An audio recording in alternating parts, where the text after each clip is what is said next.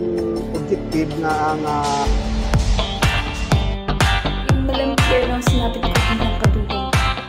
Nagpungon ako pagpasuin ng mga amo ko.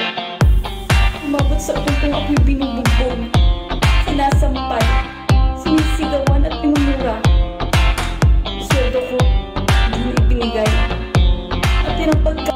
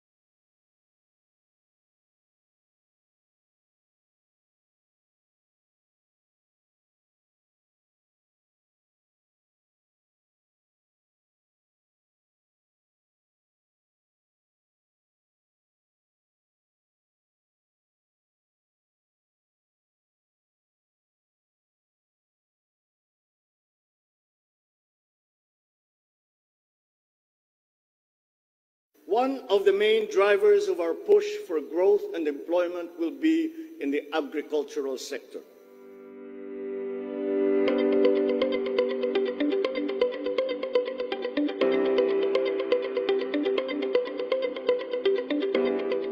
The Department of Agriculture, with His Excellency President Ferdinand Marcos Jr. as the concurring secretary, highlighted the agricultural sector as one of the drivers for economic growth and increasing employment. With the President's vision of masaganang agrikultura, maunlad na ekonomiya, improving the agricultural landscape of the nation is among his high priority sectors. Fertilizer distribution has been one of the activities supported in recent years by the DA's banner programs to aid farmers in increasing farm productivity and their income.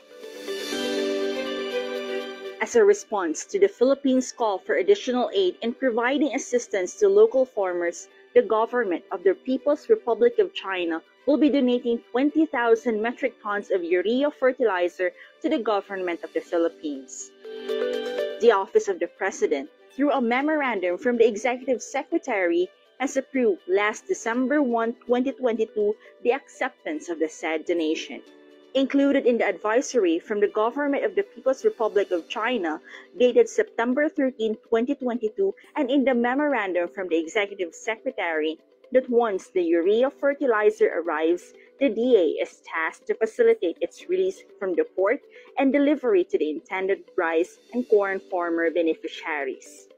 Meanwhile, the Office of the President issued a delegation of authority to the Fertilizer and Pesticide Authority, or FPA, to accept the donated urea fertilizers on behalf of the Department of Agriculture. Moreover, to facilitate the brokerage, hauling, delivery service and warehousing, and monitoring of said fertilizer donation, the DA signed a memorandum of agreement with the Fertilizer and Pesticide Authority that has the mandate to assure the agricultural sector of adequate supplies of fertilizer. The FPA further supports the project through laboratory analysis, logistics support, and monitoring activities. The DA regional field offices and FPA regional field units will be distributing 400,000 bags of urea to 5 regions in Luzon, namely Ilocos Region, Cagayan Valley, Central Luzon, Calabarzon, and Bicol Region. The Government of the Republic of the Philippines expresses its sincerest gratitude to the Government of the People's Republic of China for its unwavering support towards the development of the Philippine agriculture. The DA also acknowledges the support of other Philippine government agencies and other partners for all the efforts they made to make this possible.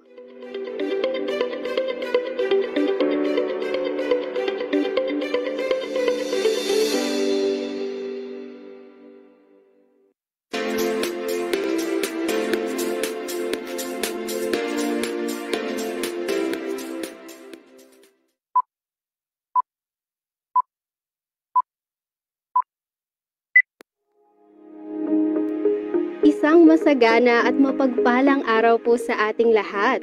Kayo po ay nakatutok sa FPA Webinar Series Season 4, kung saan pag-uusapan po natin ang frontline services ng Fertilizer and Pesticide Authority. Ako nga po pala si Ella Santiago, ang Information Officer 1 ng FPA at ang host nyo for this season. So, bago po tayo dumako sa ating talakayan, atin munang kakamustahin ang ating mga Zoom participants. Isang heart reaction naman po dyan. We hope po na nakapag-breakfast po kayo for today. Siyempre, kakalimutan ba naman natin ang ating Facebook Live viewers? Good morning po! Heart comment naman po kayo dyan. Ayan, so mukhang handa na po ang lahat. Kung mayroon po kayong mga katanungan, maaari po kayong mag-comment sa ating comment section at para naman po sa mga Zoom participants, pwede po kayong mag-chat sa ating chat box. So bilang panimula po sa ating programa, ating aalamin ang mandato at tungkulin ng FPA.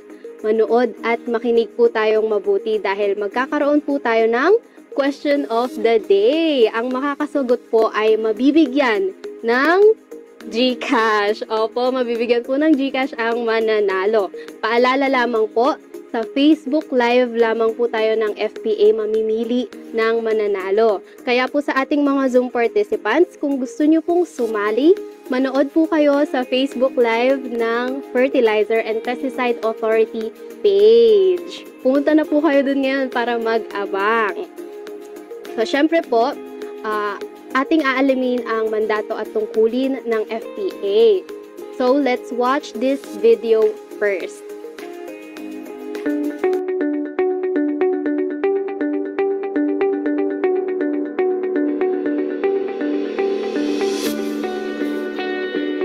Ang Fertilizer and Pesticide Authority ay isang ahensya ng gobyerno sa ilalim ng Kagawaran ng Agrikultura na nangangasiwa sa regulasyon ng industriya ng abono at pestisidyo sa Pilipinas. Sinisigurado ng otoridad na ang mga ginagamit na mga abono o pataba at pestisidyo o pamatay-peste ay ligtas, epektibo at dekalidad sa pamamagitan ng pagbibigay ng mga lisensya, rehistro at mga permit para sa mga individual at kumpanyang nagnanais pasukin o pangasiwaan ang industriyang ito.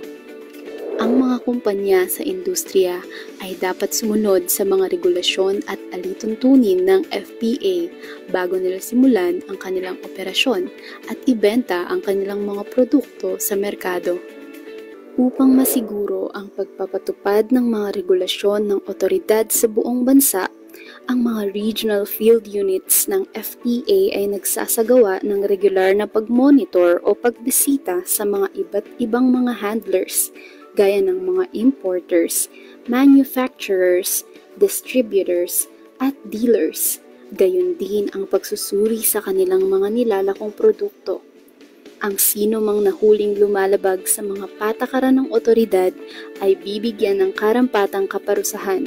Nagsasagawa rin ng FPA ng mga trainings at namimigay ng mga information materials gaya ng gabay sa tamang paggamit ng abono at pestisidyo. Samantala, ang lahat ng mga kabilang sa industriya ay kailangang magsagawa ng mga trainings o mga pagsasanay para sa mga magsasaka o publiko ukol sa ligtas at tamang paggamit ng kanilang produktong pestisidyo. Ito ay upang masigurong ligtas ang kapaligiran at ang pampublikong pangkalusugan mula sa masamang epektong kaakibat ng paggamit ng pestisidyo. Ang FPA ay mayroong sariling laboratorio na nagsasagawa ng testing at analysis ng mga produktong abono at pestisidyong ginawa ng mga kumpanya upang matiyak na ang mga ito'y ligtas at mabisa para sa sektor ng pagsasaka. Inaayon ng FPA ang regulasyon nito batay sa mga internasyonal na pamantayan na inilabas ng mga internasyonal na organisasyon tulad ng World Health Organization, Food Agricultural Organization, at Globally Harmonized System of Classification and Labeling of Chemicals upang maging globally competitive ang industriya. Sa aming tungkuling pagbutihin ang aming regulasyon, patuloy naming papairalin ang pagiging pantay at patas sa pagpapatupad ng aming regulasyon na walang sino mang mas nakakalamang. Sa bawat regulasyong aming ginagawa at ipinapatupad, batid naming mahalaga ang kontribusyon ng mga magsasaka, industriyang nasa ilalim ng aming regulasyon, mga mananaliksik at dalubhasa sa akademya, mga civil society organizations at mga ibang ahensya ng gobyerno.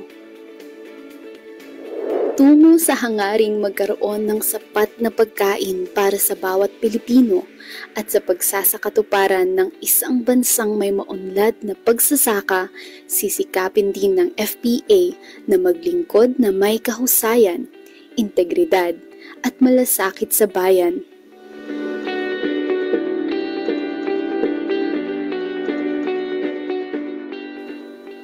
Kami ang FPA. Handang maglingkod sa inyo.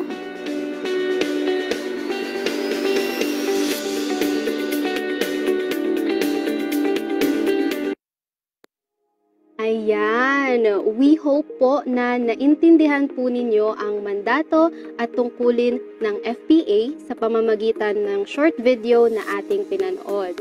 So, for the first question of the day, ayan, ihanda na po ninyo ang inyong mga cellphone at pabilisan pong sumagot sa comment section ng ating Facebook Live. So, for our first question of the day, ilang years na po ang FPA? Comments na po kayo.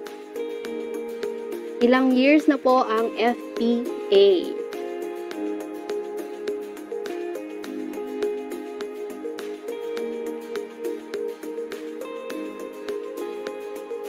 Magsagot na po kayo, sayang po ang GCash.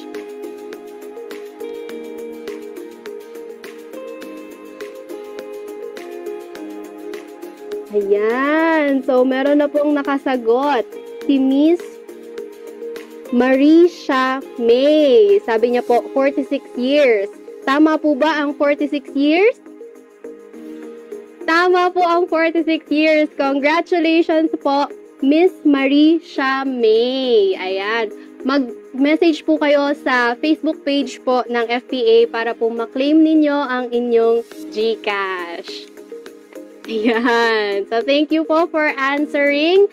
So, now, upang mas maintindihan po natin ang ating topic for today, sasamahan po tayo ng spokesperson ng FPA. Siya po ay ang Information Officer 3 ng Planning, Management and Information Division. Let's all welcome Sir Ivan P. Layag. Hi sir, welcome po to the program. Yes po, Good morning Ma'am Ella and doon po sa ating mga buting tagapakinig ng FPA Webinar Series Season 4. So, hindi ako makapaniwala na Season 4 na pala nitong ating webinar series. So, hindi po tayo tumagal ng ganito if without po ng support ng ating pong mga butihing mga followers and audience po ng Fertilizer and Pesticide Authority official Facebook page. So, maalala ko noong 2020 is I was the host that time ng pandemic po iyon. And sa part ko po, I was so thankful kasi until now, tumagal po itong ating pong webinar series. So, ayun, binabati ko rin po pala yung ating pong mga audience doon po sa ating pong Zoom platform na sinamahan po tayo sa ating pong webinar series ngayong umaga. Yan. So, kamusta naman po kayo ngayong araw, Sir Ivan? Ayun, okay naman. First time ko po na maging resource person po nitong ating pong webinar series. Dati parang ako yung host nung first season. Tapos ngayon naman ako yung biglang sinalang as resource person. So, ayun, ma-challenge po tayo ngayong araw. Yan po, Ma'am Ella. Ano pong pakiramdam na from host to resource speaker na po ngayon? Ano pong pakiramdam? Medyo kakaiba yung pakiramdam kasi hindi ka naman, I'm not used to being resource speaker. Pero kailangan po nating sanayin yung sarili natin. It's really our duty here in FPA. Lalo na, sabi mo, spokesperson na tayo ng FPA. And also, it's also part of our duty as information officer dito po sa ating pong mahal na ahensya. Opo. So, simulan na po natin ang ating talakayan for today, Sir Yes, Ivan. go on. Excited na ako. So, for our first question po, pwede niyo po ba kami bigyan ng brief history ng FPA? Ayun, so nabanggit mo nga Ma'am Ella, no, na 46 years na ang ating pong institution na Fertilizer and Pesticide Authority. So tama pa yung sagot ng ating pong sumugat doon sa ating Facebook live, no, nag-comment doon. So I would say, I also extend my congratulations doon sa ating pong winner, no. So tama yung sagot na 46 years na po ang FPA. So 46 years, so wala pa tayo doon, malapit na tayo mag 50 years or silver anniversary, no. So I hope tumagal pa tayo hanggang silver anniversary. So balikan natin yung history ng FPA. So aking lamang pong ibabahagi yung pong mga naging highlights. Hindi ko na po banggitin isa-isa yung bawat taon na anong nangyari dito sa FPA, kundi yung mga importante lamang po na mga pagbabago doon sa FPA, and para po tayo po malaman natin kung paano nabuo mismo yung ating ahensya.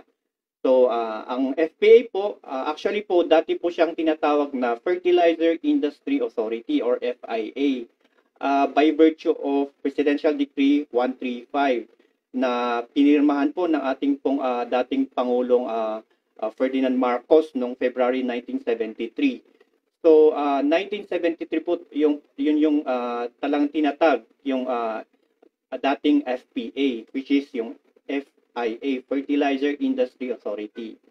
And nung year 1977 naman, doon na po talaga tinawag yung ating ahensya na Fertilizer and Pesticide Authority.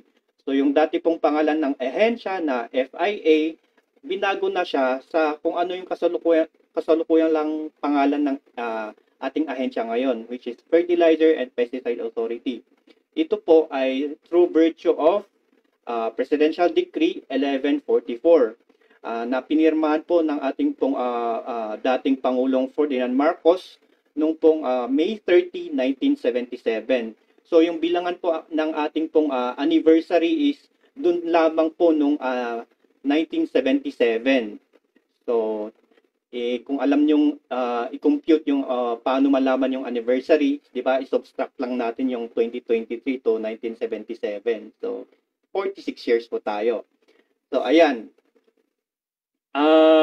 Kaya po every year sineselebrate ni FPA kada May 30, 1977 yung ating pong anniversary. So inuulit ko po, May 30, 1977 tayo na-establish. And we celebrate every May 30 each year yung anniversary ng ating mahal na ahensya, which is the Fertilizer and Pesticide Authority. Ayun, so proceed na po tayo. Ganun po nabuo yung pangalan ni FPA.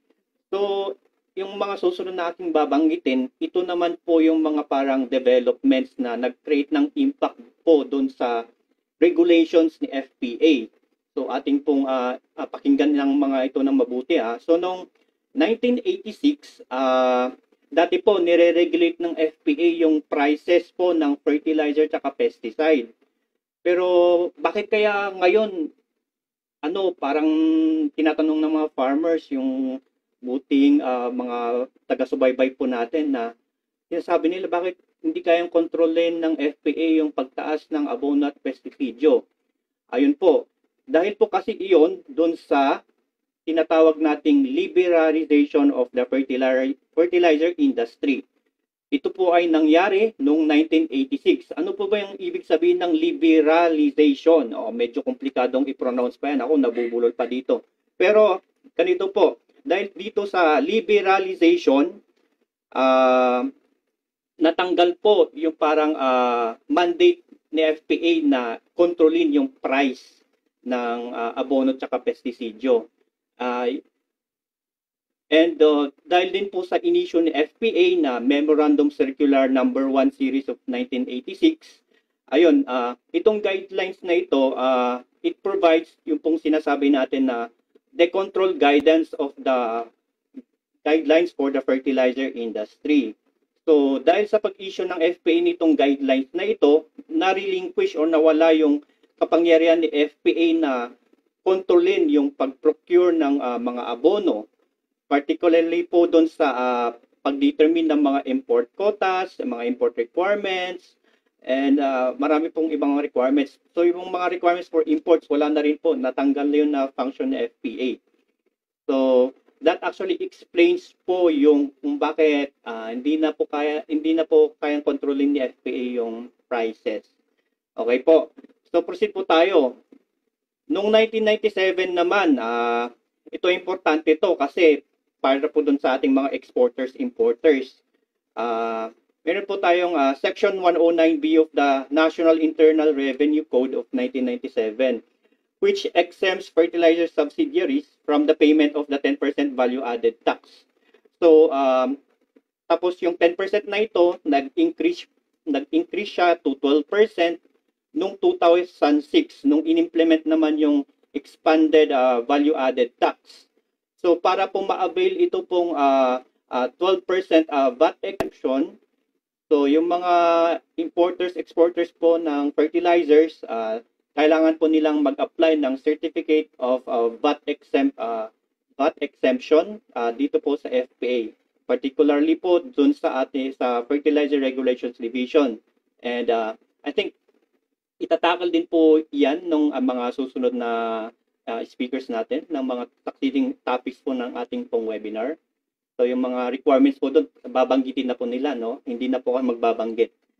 So, ayun, nung taong 2007 naman po, ayun, isang mahalagang pangyayari din po ito doon sa history ng FPA. Bakit? Kasi nung taong ito, nawala yung pong control ni FPA doon po sa pag-regulate ng mga urban tsaka household pesticides. So, anong ibig sabihin na nito kung hindi na na-control ni FPA? So, ngayon, ang nire-regulate na ni FPA is sa agricultural purposes. For agricultural use na fertilizers and pesticides na lamang po ang under jurisdiction ng FPA ngayon. Dahil po dito sa inisyo ng Supreme Court ruling noong 2007. So, anong ahensya na nalipat yung regulation ng urban and commercial pesticides and fertilizers? Sa ano na po, for urban use po yun So nalipat po yung regulation ng mga yun doon po sa Foods and Drugs Authority or FDA.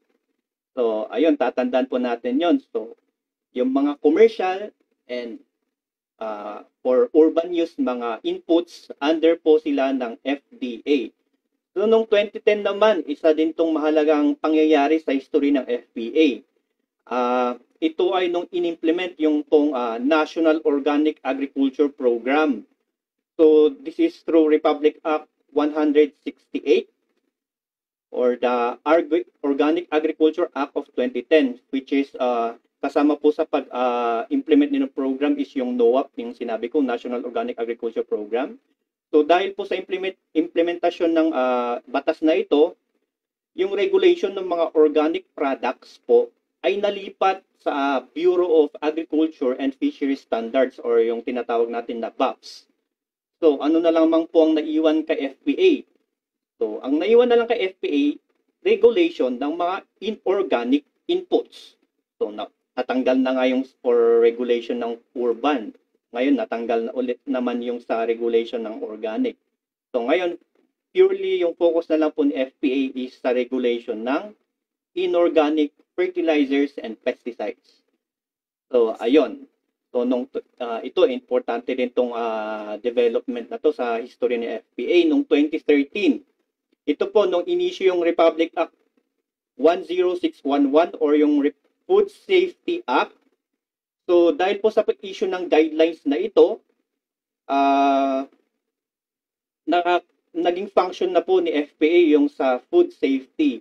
Dahil po sa food safety na ito, yung dalawang ahensya po kasi na involved dyan, primary involved na government agencies to lead in yung implementation nitong batas na ito is the Department of Health and the Department of Agriculture.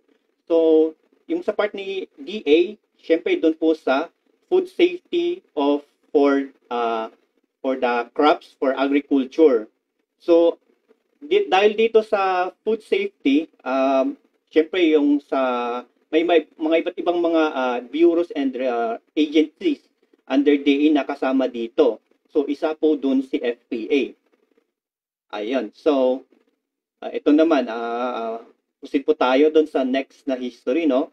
So nung 2015 naman ayun, saglit lang tayong nilipat. So from DA nilipat yung FPA under the Office of the President.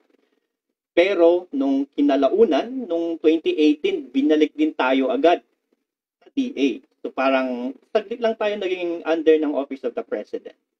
So far yun naman po yung mga mahahalagang mga developments o mga pangyayari po doon po sa history ng FPA. Pero ito po, I think, kailangan idagdag ko rin. I think kasi milestone din po nung 2021, yung pong pag-achieve ni FPA ng ISO Quality Management System Certification. Ayun po. So I think it's a breakthrough for FPA rin yon. Na-achieve natin yan noong 2021. And yung scope po ng QMS na iyon is for the fertilizer and pesticide regulatory services ng FPA. And I think the same year din, no, nagkaroon din na-accredit din ng ating Laboratory Services Division. Naging ISO IEC 20 hindi ko maano yung specific number, pero at least na dahil po doon sa ISO accreditation na iyon, ibig sabihin yung ating pong laboratory services dito sa FPA is globally recognized. Ibig sabihin po yung mga pag-conduct ng mga tests and analysis ng ating pong laboratory dito sa FPA is globally recognized. So ang ating pong mga kasamang mga chemists sa LSD, talaga pong they are very competitive. So they are able to achieve such recognition. Yan. So, grabe po pala. Ang dami na pong pinagdaanan ng Fertilizer and Pesticide Authority. At hanggang ngayon po, patuloy pa rin po nilang pinapaunlad ang kanilang mga services. So, nabanggit niyo po, Sir Ivan, na nire-regulate ni FPA ang mga fertilizers. Nagbibigay din po ba na ang FPA ng mga fertilizer vouchers? Ayun, so madalas tinatanong yan sa atin ng ating ng mga farmers o ng publiko sa FPA. Madalas may nag-email sa atin, tumatawag o nagme-message sa atin doon sa ating tong Facebook page. Pero ayun, pagkakataon na natin tong bigyan linaw po yung sagot yung pong tanong na yan. So, ang implementasyon nitong fertilizer discount voucher, ito po ay programa po mismo ng ating pong mother agency, which is the Department of Agriculture. So, ito po ay under ng National Rice Program. Ito pong tinatawag po natin na Fertilizer Discount Voucher Program. So, hindi ko na po masyadong i-explain din tong sa programa na ito. Basta yung binibigyang linaw ko lang po, gustong sabihin sa ating pong mga tagapakinig na hindi po ito programa ng FPA. Pero ang role ni FPA para po sa implementasyon ng programang ito ay, 'di ba, kasi dito sa implementasyon ng fertilizer discount voucher, iba kasi bibigyan ng mga vouchers yung mga farmers. Tapos yung vouchers na iyon gagamitin nila para mag-purchase, kumuha ng mga fertilizer subsidies doon sa mga merchants. Pero ibig sabihin itong mga merchants, yung mga dealers po nating distributors na identified or registered ng DA. And of course, itong mga merchants na ito ay actually registered, dapat ay registered under the Fertilizer and Pesticide Authority. So they should be registered dealers and handlers po under sa ating kagawaran, no? Ay sa under FPA. So yun yung role ni FPA. Tsaka po yung ibang role naman ni FPA under this program, doon po sa mga dinidistribute ng fertilizers para po masiguro yung quality ng mga yan is tumulong yung ating pong ahensya para po doon sa product quality monitoring nitong mga fertilizers. So, yung ating pong mga buting mga regional field officers, tumulong po sila doon sa pagkakandak ng fertilizer sampling, no? Doon sa mga ipapamahaging mga fertilizers to us para doon sa ating mga farmers. So, nagkandak sila ng mga sampling. And also, itong mga samples is dumaan din sa laboratory analysis to verify kung ito ba ay pumasa sa ating pong standards or itong mga ito ay safe or safe na gamitin. Ayun. So, ano pa ba yung role ni FPA? Of course, yung pong mga binabahagi din na products, mga fertilizer products for the under ng fertilizer discount voucher program, dapat po yung mga produktong mga yun ay of course registered under the Fertilizer and Pesticide Authority. Usually naman po yung mga distribute dyan is una po, complete or yung 14, 16, urea, either prill or granular. Tapos yung ammonium phosphate and MOP o yung muriate of potash o yung tinatawag natin na 00-60. So yun po yung mga fertilizer grades na dapat po ay registered ng FPA na ipapamahagi po under the Fertilizer Discount Voucher Program. Ayun, sa ating mga buting magsasaka, dapat po tandaan natin na itong mga fertilizers, huwag kayong mag-alala na itong mga fertilizers na binabahagi po for this under the Fertilizer Discount Program ay sigurado po tayo na ang mga ito ay registered ni FPA. Ayan. So, bago po tayo mag-proceed sa ating next question, meron po tayong second question of the day. So, punta na po kayo ulit sa ating Facebook Live. So, for the second question po, true or false?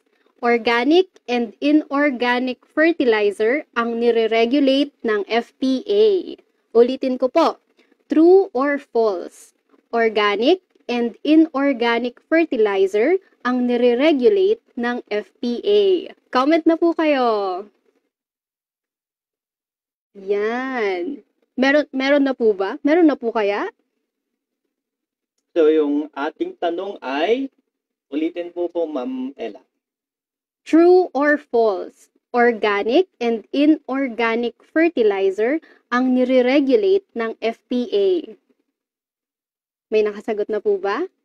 Ayun, may unang sumagot po. So ano ba yung tamang sagot po doon? Ang tamang sagot po ay false. Inorganic fertilizer lang po ang nire-regulate ng FPA. Na-move na po ang pag-regulate ng organic fertilizer. So, paulit nga po Sir Ivan, saan po nalipat ang pag-regulate ng organic fertilizers? Ayun, so, good question po Ma'am Ella. So, ating pong ulitin. Under the Bureau of Agriculture and Fisheries Standards na po ang regulation ng mga organic inputs such as fertilizers and pesticides. Pero kapag po, paano naman kung combination siya ng kunwari 50% organic, 50% inorganic. So, kapag po may inorganic siyang content, ayun, pwede na pong i-register yun po dito sa FPA. Ayun. So, kung may halo na pong inorganic, pwede na po siyang i-register sa FPA. Pero pag pure organic po, sa iba po kayo mag-register. Yes, under the BAFS, Bureau of Agricultural and Fisheries Standards. Okay, so congratulations po, Sir Michael Bacayo. Siya po yung unang nag-comment ng tamang sagot. So, paki-message lamang po ang ating Facebook page para po maklaim ninyo ang inyong GCash prize. So, proceed po tayo, Sir Ivan. So, tumatanggap din po ba si FPA ng mga project proposals, innovations in relation to fertilizer and pesticide? Ayun, so tama, magandang tanong yan, Ma'am Ella, no? Kasi from time to time may mga nag-email sa atin na tinatanong kung tumatanggap ba tayo ng mga proposals, mga research proposals, and mga projects, kung pwede silang Pero ito nga, para po sa kaalaman ng lahat, ang FPA po talaga ay purely regulatory agency. So, ibig sabihin, we are a regulatory agency. Hindi po kami nag-implement ng mga developmental projects or programs na kung saan may mga parang beneficiaries like farmers. So, purely po, not really purely, pero mas yung ginagawa po ni FPA is regulatory function po. Pag-regulate ng fertilizer and pesticide industry dito po sa ating bansa. Ayun. So, paalala lamang po ulit, hindi po tumatanggap si FPA ng mga project proposals, innovations in relation to fertilizer and pesticide. Tapos, siguro dagdag ko lang din. So, kung may mga gusto kayong i-propose na interventions para po, kunwari gusto nyo mapaunlad yung industriya po ng fertilizer and pesticide industry, pwede nyo pong i-course through dun sa DA, sa Department of Agriculture. If mga research-related projects naman o programs, pwede po natin siyang, pwede din sa DA mismo, or mas maganda rin na i-direct natin siya under the Bureau of Agricultural Research. Kasi sila po yung may pondo po talaga for any projects or researches na may kaugnayan po dun sa pagpapaunlad ng ating pong industriya ng pagsasaka. So, ayan po. Pero kapag mga naman, baka kasi isipin nila, mga basta proposal, bawal na. Pero kung mga proposals naman na, kunwari, example, para mapabuti yung regulation ni FPA, may gusto kayong baguhin dun sa regulation ni FPA for fertilizer registration, for example, or pesticide registration. Yung mga yun po, pwede na po ninyong idaan or i-send po yung proposal dito po sa FPA. Ayan. So, we hope po na nalinawan po kayo sa sagot ni Sir Ivan. So, pwede nyo din po bang i-explain sa amin kung ano po yung significance and role ng FPA sa pag-promote po ng food security?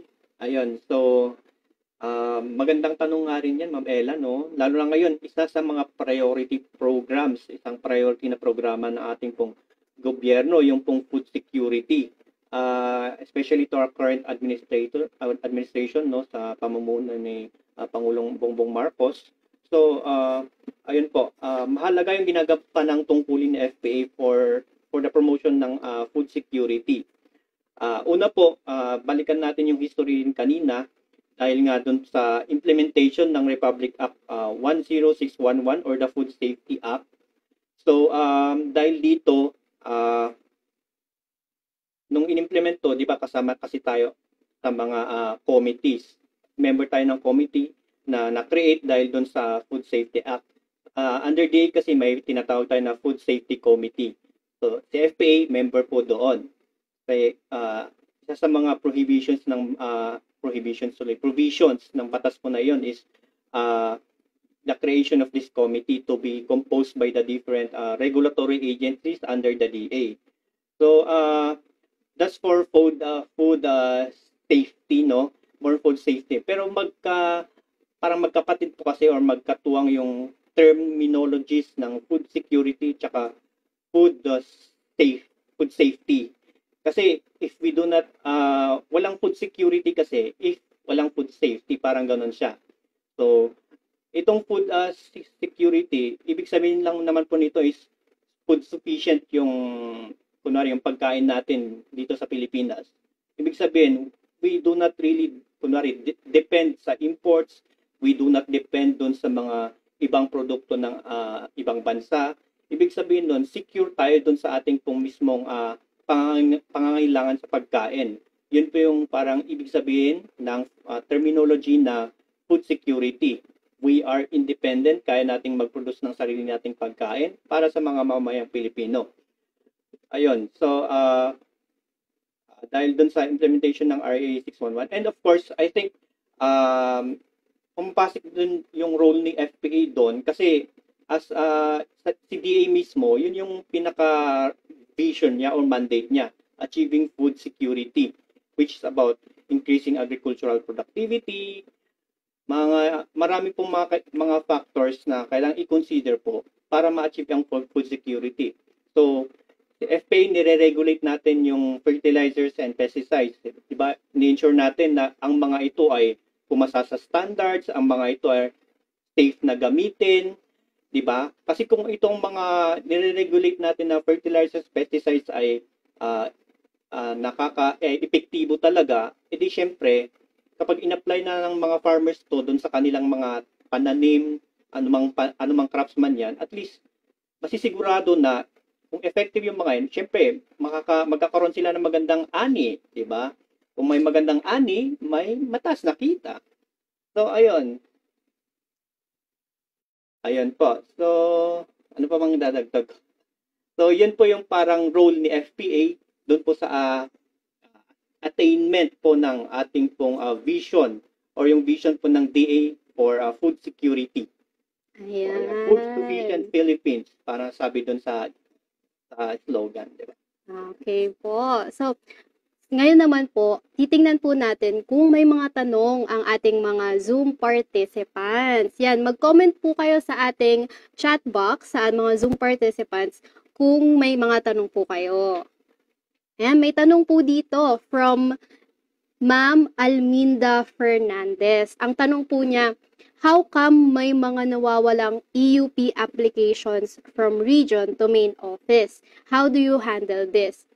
So, in terms po ng EUP applications, pwede nyo po siyang itanong sa next episode. So, meron po tayong specific na episode para po sa mga experimental use permits. So, Ma'am Alminda, tumutok po kayo sa ating webinar series and panoorin nyo po yung episode namin na may EUP forms para po mas ma-explain po yung EUP applications. Okay po. So, tingnan naman po natin sa ating Facebook Live. Ayan, from G. Alonzo. does FPA have the power to regulate the prices of fertilizers and pesticides in the market? So, Sir Ivan. Ayun, so, ayun, hindi talaga nawawala yung question na ito, no? Pero, ayun po, kailangan po nating ulitin. So, kanina po binanggit ko during the discussion po ng history ng FPA na noong pong year 19, balikan ko lang,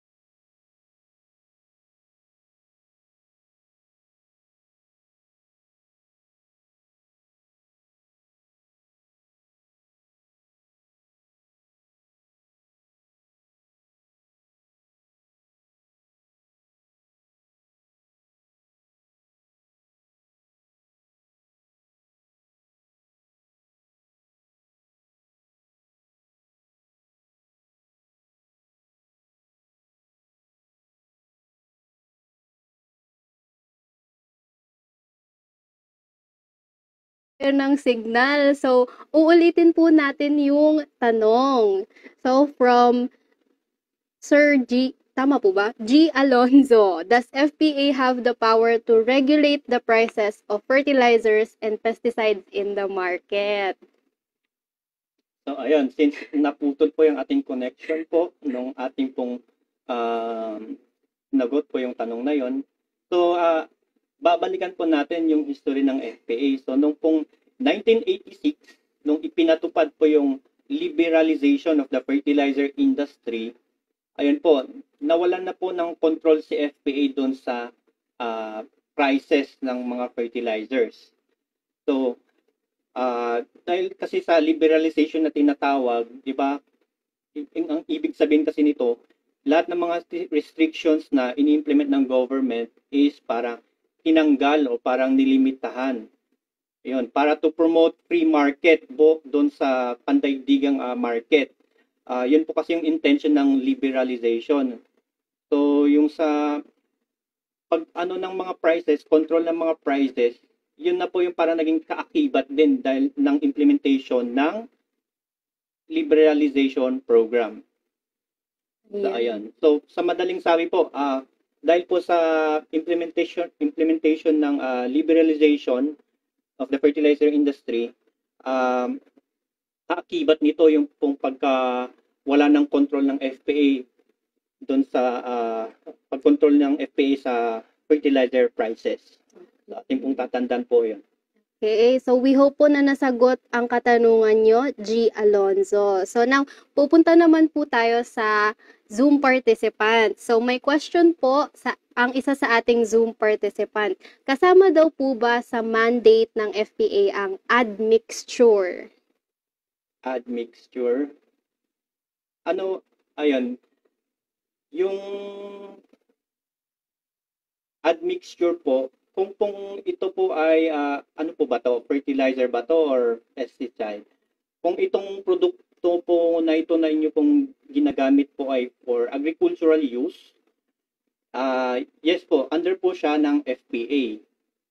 Ayun. So, if it's a pesticide, pesticide additives, so pwede siyang, kung additive siya, pwede po kasi siyang maisama under dun sa definition ng tinatawag natin na other agricultural chemicals. Yung mga tinatawag kasi na other agricultural chemicals, di ba ito yung mga parang dinadagdag na mga pang-enhance dun sa pang-enhance for example, for pesticide para mas ma-enhance yung bisa ng mga to. Yan po yung examples ng mga other agricultural chemicals. Pero yes po, definitely if it's a pesticide for agricultural use, yes, under po ito ng Fertilizer and Pesticide Authority. Okay, so may mga tanong pa po ba ang ating mga viewers and Zoom participants? May mga tanong pa po ba? Ayan, mukhang wala na po ata silang tanong. So, for my last question po, Sir Ivan. So, para naman po ito, Mahirap natang tanong para, yan, na, ma'am, para naman po ito sa ating mga farmers. So, paano po nakakatulong ang FPA sa pagtulong sa mga farmers na gamitin ng tama yung mga pesticides? Ayan mo. So, para po sa ating pong mga mahal na mga magsasaka, no? Ang FPA po ay nagsasagawa ng mga iba't ibang mga trainings and mga capacity building programs po or mga information dissemination campaigns for on the safe and judicious use of fertilizers and pesticides. So, particularly po yung ating mga regional field units, so yung mga ating mga provincial officers and mga regional officers po natin na under sa ating mga iba't ibang regions or regional units. Sila po nagkakandak po sila ng mga information on the public information on the safe and judicious use of fertilizers and pesticides.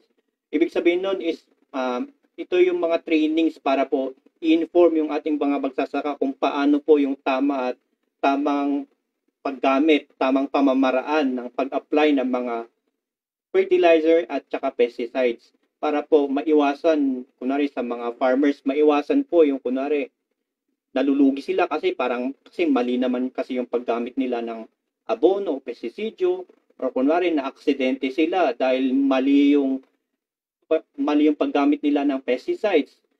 Which is yung mga pestisidyo is they're really delikado po talaga sila, poisonous tsaka hazardous yung ating mga pesticide products. So yung ating mga RFUs, nagkakandak sila ng mga different trainings para po ipaalam sa ating mga magsasaka kung paano ang tamang paggamit nitong pong ating mga inputs. So ayun, pati rin po tayo dito sa central office, ginagawa din naman po natin yon. So pati rin po sa ating Facebook, sa ating official Facebook, naglalabas din tayo ng mga related na mga information materials kung paano po yung tamang paggamit ng mga abono at pestisidyo. So, ayun, nilalabas din natin na yung mga issuances, mga guidelines para po ma-inform din yung ating mga industry kung paano po, kung may new guidelines na ating pong implement para po maging aware sila. So, ayun. Ayan. Thank you so much po for that wonderful answer, Sir Ivan. So, syempre po, meron po rin tayong last question of the day. So, sa mga Zoom participants, balik po kayo sa Facebook Live para makasali po kayo sa game. Ayan. So, i-remind ko lang po ulit, sa Facebook Live lamang po kami mamimili ng mananalo. So, last question of the day. Sino po ang current director ng FPA? Uulitin ko po. Sino po ang current director ng FPA? Kailangan po full name with middle initial. Bawal po yung name lang, bawal yung last name lang. Kailangan po full name with middle initial. Ayun, sino nga ba? Dapat alam po ng ating mga tagapakinig kung sino po ang ating pong executive director dito po sa FPA. So that's actually a basic information na dapat alam po nating lahat. Ayan. So, mukhang may nakasagot na po ata. So, Mea Nalupa. So, siya po ang unang nakasagot. So, congratulations, Mea Nalupa. Paki-message lamang po ang ating Facebook page para ma-claim ninyo ang inyong GCash prize. So, ayan, mukhang naiintindihan na ng lahat kung ano nga ba ang mandato at tungkulin ng FPA. So, muli po, maraming salamat po Sir Ivan sa pagsama sa amin sa programang ito. Yes po, I would like to say thank you din po, no? Thank you, Ma'am Ella, for this for initiating this program, for being our host for our webinar series this season. And doon po sa ating pong mga tagapakinig and followers po ng ating Facebook page, patuloy po ninyong suportahan yung mga activities ng FPA gaya po nitong pong ating webinar series. So, ngayong week po is dire-diretso po itong ating pong webinar series, no? So may mga nakalista na po yung mga different topics po for our webinar series this season.